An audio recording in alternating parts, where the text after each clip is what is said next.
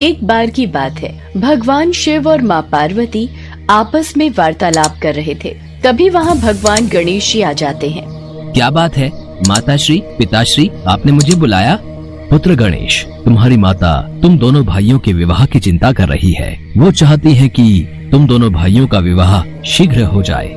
हे माताश्री, हे पिताश्री, आप मेरी ओर से बिल्कुल भी चिंता मत कीजिए। जिस कारण से मेरे माता पिता चिंता में पड़े हैं, मैं वो कारण ही समाप्त कर देता हूँ। मैंने ये निर्णय कर लिया है कि मैं विवाह नहीं करूँगा। इतना कहकर भगवान गणेश वहाँ से चले जाते हैं।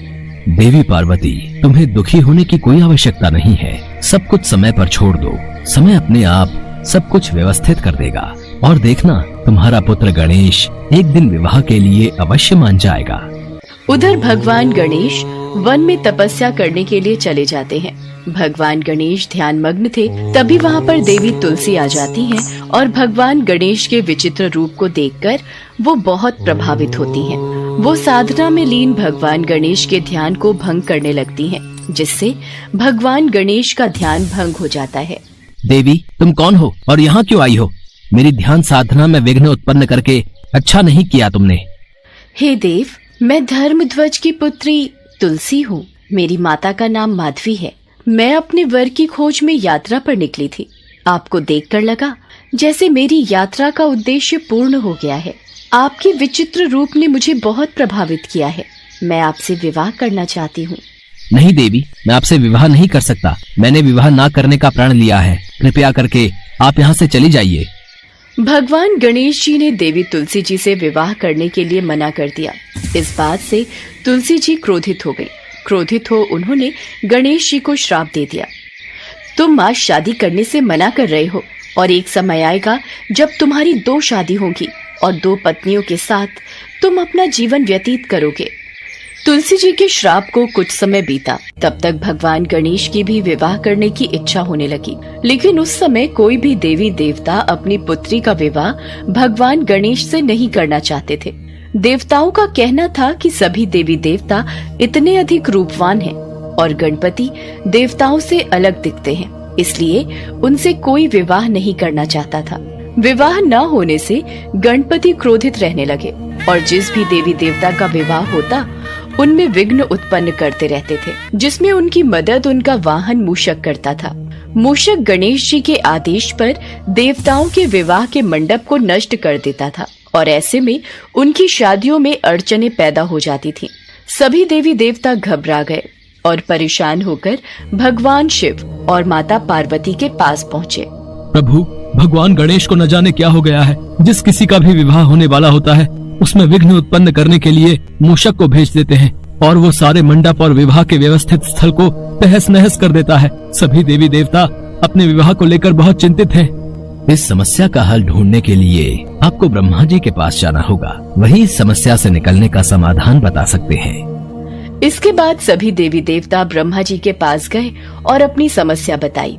हे ब्रह्मदेव, कुछ कीजिए। अब आप ही समस्या का कोई समाधान बता सकते हैं। आप सभी को घबराने की कोई आवश्यकता नहीं है। हर समस्या का समाधान अवश्य होता है। इतना कहते ही भगवान ब्रह्मा जी ने योग से 2 पुत्रियों को उत्पन्न किया और उनका नाम रिद्धि सिद्धि रखा। मैंने तुम दोनों को जिस उद्देश्य से उत्पन्न किया है वो तुम दोनों को सदैव स्मरण रखना है। रिद्धि सिद्धि, तुम दोनों पुत्रियों को ध्यान रखना है कि जब भी भगवान गणेश किसी देवी या देवता के विवाह में विघ्न डालने लगे उस समय उनका ध्यान किसी और विषय पर केंद्रित कर देना, ताकि गणेश जी की वजह से विवाह में विघ्न न आए। जी ब्रह्मदेव, हम आपकी इस बात को सदैव स्मरण रखेंगे। ब्रह्मदेव, आपने जो कार्य हमें करने के लिए उत्पन्न किया है, हम उस कार्य में अवश्य सफल होंगे। इसके बाद ब्रह्मा जी रिद्धि सिद्धि को लेकर गणेश जी के पास पहुँचे। भगवान गणेश, मैं चाहता हूँ आप मेरी दोनों बेटियों रिद्धि और सिद्धि को शिक्षा का ज्ञान दीजिए। ये तो मेरा अहोभाग्य है ब्रह्मदेव, मैं इन दोनों को शिक्षा अवश्य दूंगा। ब्रह्मा जी के कहने पर भगवान गणेश रिद्धि सिद्धि को शिक्षा देने लगे। एक दिन जब भगवान गणेश रिद्धि सिद्धि को ज्ञान की बातें समझा रहे थे, तभी वहाँ उनका वाहन मूषक आ जाता है। प्रणाम प्रभु, मैंने पता लगाया है स्वर्ग लोक में फिर किसी देवता का विवाह होने वाला है। मुझे आज्ञा दीजिए कि मुझे क्या करना है। प्रभु, मुझे ये प्रश्न समझ नहीं आ रहा। कृपया करके मुझे इस प्रश्न को भली भांति समझा दीजिए। रिद्धि, पहले मुझे गणेश जी से प्रश्न पूछने दो। पहले मैंने उनसे प्रश्न किया है। अरे तुम दोनों आपस में यूँ झगड़ा न करो, मैं तुम दोनों के प्रश्नों का उत्तर दूंगा। प्रभु का ध्यान तो मेरी ओर है ही नहीं, तो ठीक है, मैं भी अपने में मस्त रहता हूँ। कुछ समय तक इसी तरीके से रिद्धि सिद्धि गणेश जी का ध्यान दूसरे विषयों पर लगाती रही। एक बार गणेश जी की नजर अपने वाहन मूषक पर गई। तुम यहाँ बैठकर लड्डू खा रहे हो? तुम्हें तो मैंने देवताओं के विवाह में विघ्न डालने का कार्य सौंपा हुआ था। प्रभु, मैंने आपको कई बार स्मरण कराने की कोशिश की, पर रिद्धि सिद्धि आपका ध्यान अपनी ओर केंद्रित कर देती थी और आपके आदेश के बिना मैं कोई कार्य नहीं कर सकता प्रभु। इसी कारण सभी देवी देवता किसी भी विघ्न के बिना अपने विवाह को संपन्न कर रहे हैं। भगवान गणेश को ध्यान आया कि रिद्धि सिद्धि की बातों में लगकर सभी देवी देवताओं का विवाह हो गया और वो अविवाहित रह गए, तो उन्हें बहुत क्रोध आया। इसका पता लगने पर भगवान ब्रह्मा जी रिद्धि सिद्धि के साथ गणेश जी के समक्ष प्रकट हुए। हे गणेश, आप अपने क्रोध को शांत कीजिए। मैं आपके समक्ष अपनी दोनों पुत्रियों रिद्धि सिद्धि के विवाह का प्रस्ताव लेकर आया हूँ। कृपया करके इसे स्वीकार कीजिए। भगवान गणेश ने ये प्रस्ताव स्वीकार किया। इसी के साथ देवी तुलसी का श्राप सच साबित हुआ। भगवान गणेश के 2 विवाह हुए और उनकी 2 पत्नियां रिद्धि और सिद्धि हुईं, जिनसे उनके भविष्य में 2 पुत्र शुभ और लाभ भी हुए। साथ ही एक पुत्री यानी देवी संतोषी भी हुई।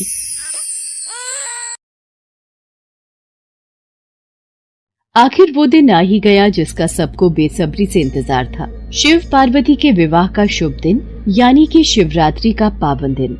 वर वधू दोनों पक्ष इस विवाह को लेकर उत्साहित थे।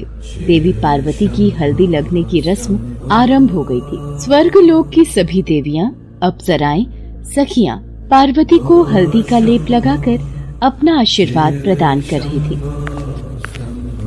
पार्वती, ये आपके विवाह का जोड़ा महारानी ने भिजवाया है। देखिए कितना सुंदर है।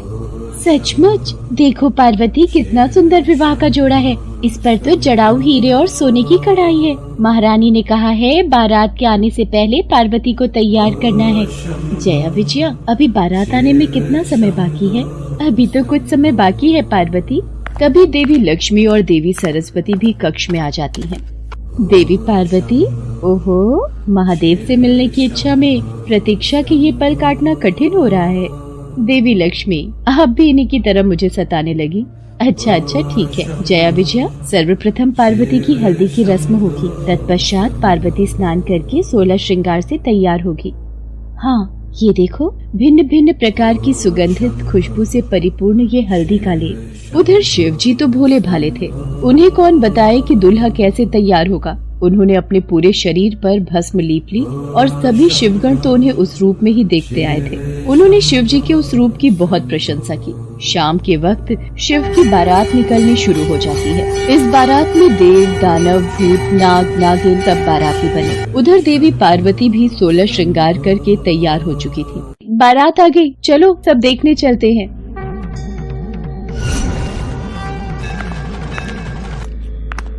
पार्वती, महादेव ये कैसा हुलिया बना कर आ गए हैं। भूत प्रेत पिशाच संग लिए मानो ऐसे ही चले आए हैं। मैं तो उनके सामने नहीं जाऊंगी। डर के मारे तो मेरे हाथ पांव कांप रहे हैं।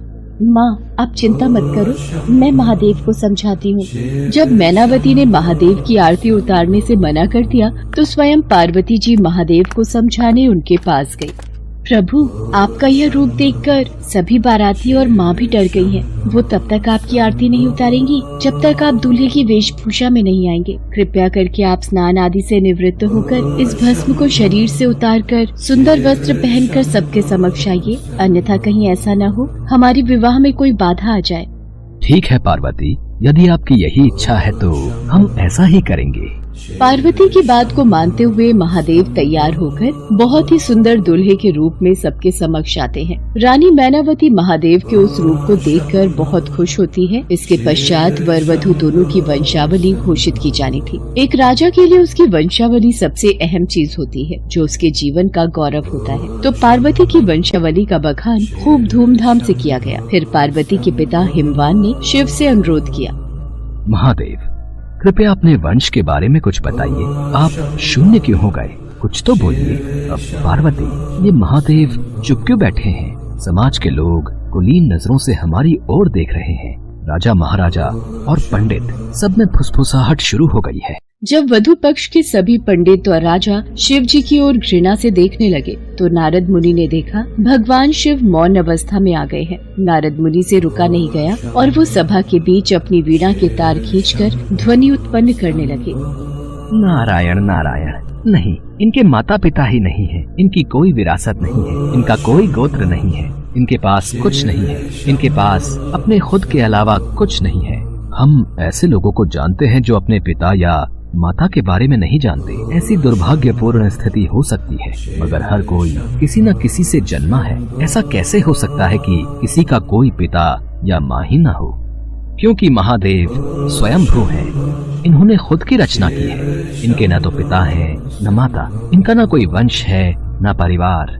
ये किसी परंपरा से ताल्लुक नहीं रखते और न ही इनके पास कोई राज्य है। इनका न तो कोई गोत्र है और न ही कोई नक्षत्र, न कोई भाग्यशाली तारा इनकी रक्षा करता है। ये इन सब चीजों से परे हैं। ये एक योगी है और इन्होंने सारे अस्तित्व को अपना एक हिस्सा बना लिया है। इनके लिए सिर्फ एक वंश है, ध्वनि। अस्तित्व में आने वाली पहली चीज थी ध्वनि। इनकी पहली अभिव्यक्ति एक ध्वनि के रूप में है। ये सबसे पहले एक ध्वनि के रूप में प्रकट हुए। उसके पहले ये कुछ नहीं थे।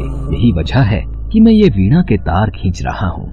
देवर्षि नारद ने जब भगवान शिव के अस्तित्व की व्याख्या की तो वहाँ उपस्थित पूरी सभा शिव जी के चरणों में नतमस्तक हो गई। राजा हिमवान को भी अपना उत्तर मिल गया था। देवी पार्वती भी आज अपने ऊपर गर्व कर रही थी। कुछ देर बाद सभी रस्मों के साथ शिव पार्वती का विवाह संपन्न हो जाता। सभी मेहमानों के लिए ढेरों पकवान का प्रबंध था। सभी बाराती भोजन खाने में व्यस्त थे। महादेव, मेरा तो हृदय बोल रहा है आज पूरे ब्रह्मांड में नृत्य करूं। तो देर किस बात की है नंदी? आज तो पूरा विश्व नृत्य करेगा। देवी पार्वती, आप देख रही हैं ना, ये सब आज कितनी प्रसन्न है। हाँ प्रभु, आपके ये भक्तगण मनमौजी होकर अपनी प्रसन्नता बिखेर रहे हैं। सब लोग मिलकर भोजन का आनंद उठाते हैं। उसके पश्चात माँ पार्वती की विदाई का समय आ जाता है और वो अपने माता पिता से गले लगकर रोने लगती हैं। पुत्री, तुम्हें संसार की सारी खुशियाँ मिले। मेरा आशीर्वाद सदैव तुम्हारे साथ है। महादेव, जाने अनजाने हमसे कोई भूल हुई हो तो क्षमा कर दीजिएगा। पार्वती, अब तुम महादेव की अर्धांगिनी हो। अपने पति के हर सुख दुख में तुम इनका सदैव साथ देना। माँ पिताजी, आप भी अपना ख्याल रखना। राजा हिमवान, पार्वती पर पहला हक आपका है, इसलिए निसंकोच आप कभी भी पार्वती को मिलने आ सकते हैं और पार्वती भी आप दोनों से बिना मिले नहीं रह पाएंगी। इसलिए पार्वती, आप जब चाहें अपने माता पिता से मिलने आ सकती हैं। राजा हिमवान रानी मैनावती और समस्त अतिथियों का आशीर्वाद प्राप्त कर देवी पार्वती भगवान शिव के साथ खुशी खुशी अपनी ससुराल विदा हो जाती हैं।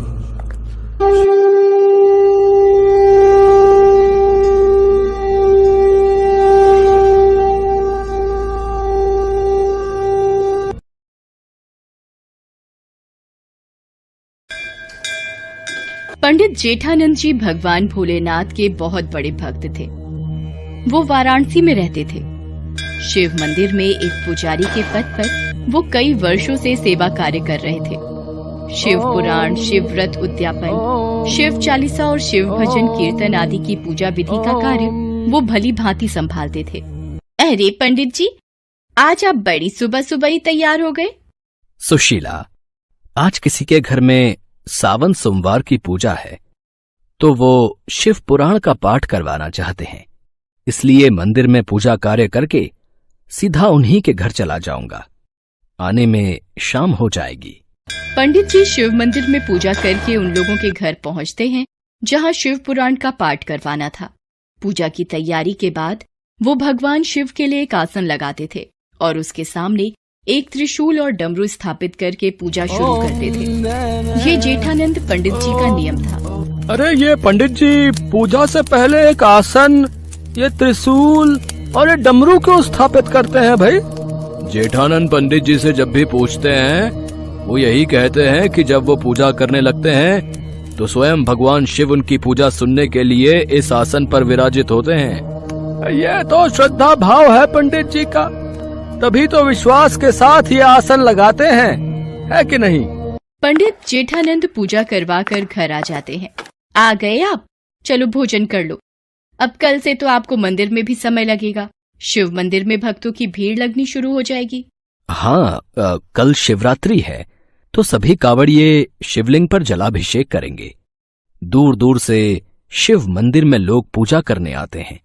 भक्तों की भीड़ रहेगी कल तो। अगले दिन पंडित जेठानंद सुबह सुबह मंदिर पहुंचते हैं। हाँ, ये प्रभु शिव शंकर का आसन बिछा देता हूँ, फिर पूजा आरंभ करूंगा। पंडित जी, कोई बहुत पहुंचे हुए महाराज शिव मंदिर में दर्शनों के लिए आ रहे हैं। उनके पीछे भक्तों की भीड़ भी है। आइए महाराज आइए, आज शिवरात्रि के पावन अवसर पर इस मंदिर की शोभा बढ़ाइए। स्वामी महाराज की जय, स्वामी महाराज की जय। सबका कल्याण हो। पहले हम मंदिर में थोड़ी देर विश्राम करना चाहेंगे। अच्छा, तो ये आसन हमारे लिए बिछाया है? अति सुंदर, अति सुंदर। क्षमा कीजिए स्वामी महाराज, ये आसन तो मैं भोलेनाथ के लिए सजाता हूँ। वो मेरी पूजा में अपनी हाजिरी देकर उसे संपूर्ण करते हैं। मूर्ख, कभी भगवान भी ऐसे आसन पर आकर बैठ जाएंगे? ये असंभव है, ये तुम्हारा पागलपन है। मेरा विश्वास है, जो कई वर्षों से मैं ये आसन बिछाता हूँ और मुझे पता है भगवान शंकर सदैव मेरी पूजा में इस आसन पर विराजमान होते हैं। अच्छा, तो फिर प्रमाणित करके दिखाओ पंडित जी कि सच में भगवान शंकर इस आसन पर बैठते हैं। स्वामी महाराज, भगवान में आस्था और विश्वास ही हमारी पूजा को सफल बनाता है। इधर उधर की बातें मत करो पंडित जी, मुझे प्रमाण दो कि इस आसन पर शंकर महाराज विराजित होते हैं। मैं भी तुम्हारी भक्ति में शक्ति देखना चाहता हूँ कि तुम में भला ऐसा क्या है जो सिर्फ तुम्हारे कहने पर भगवान स्वर्गलोक को छोड़कर यहाँ तुम्हारी पूजा में बैठने आ जाते हैं। स्वामी महाराज, आपको प्रमाण चाहिए तो मुझे कल तक का वक्त दीजिए।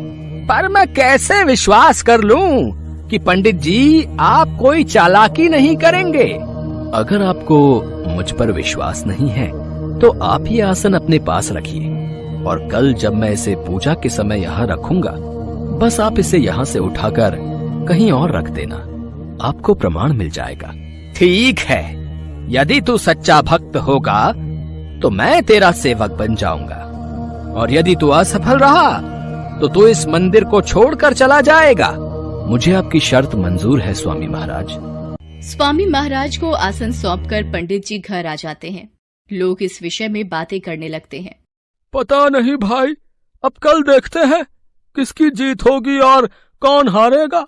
भाई, पुजारी जी बरसों से इस मंदिर की सेवा कर रहे हैं, उनको विश्वास होगा भगवान शंकर पर, तभी तो इतनी बड़ी बात कह दी। देखते हैं कल क्या होगा। उधर स्वामी महाराज अपने एक चेले से बातें करने लगते हैं।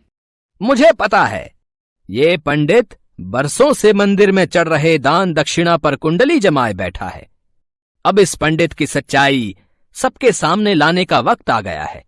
स्वामी महाराज, आपने बिल्कुल सही शर्त रखी है। कल इस पंडित का भांडा फूट ही जाएगा। हाँ, फिर तो सब लोग आपकी वाहवाही करेंगे। हाँ। पंडित जेठानंद भी घर आ जाता है। सुशीला पूछती है। पंडित जी उसे सारी बात बताते हैं। सुनो जी, आप तो भगवान भोलेनाथ के परम भक्त हो और भोले भंडारी के होते हुए आपको चिंता की क्या आवश्यकता। हाँ सुशीला, मैंने तो सब कुछ भोले बाबा पर छोड़ दिया है और मैं जानता हूं वो मेरे विश्वास की लाज जरूर रखेंगे। पंडित जी भगवान शंकर को याद करते हैं। हे भोलेनाथ, हे परमेश्वर, कल आपके भक्त की परीक्षा है और मुझे पता है कि आप मेरी सहायता जरूर करेंगे। अगले दिन पंडित जेठानंद मंदिर पहुंचते हैं। स्वामी महाराज पहले से ही मंदिर में पहुंचे हुए थे। आइए पंडित जेठानंद जी, आप ही का इंतजार हो रहा था। चलिए, ये रहा भगवान शिव का आसन, लगाइए इसे और पूजा शुरू कीजिए। देखें भगवान यहाँ विराजेंगे या नहीं। ओम नमः शिवाय, ओम नमः शिवाय। हे शिव शंकर, यदि मैं सच्चे हृदय से आपका नाम लेता हूँ, यदि मैंने अपने शिव शंभू की सदैव सच्चे मन से पूजा की है, तो मेरे भोलेनाथ आज यहाँ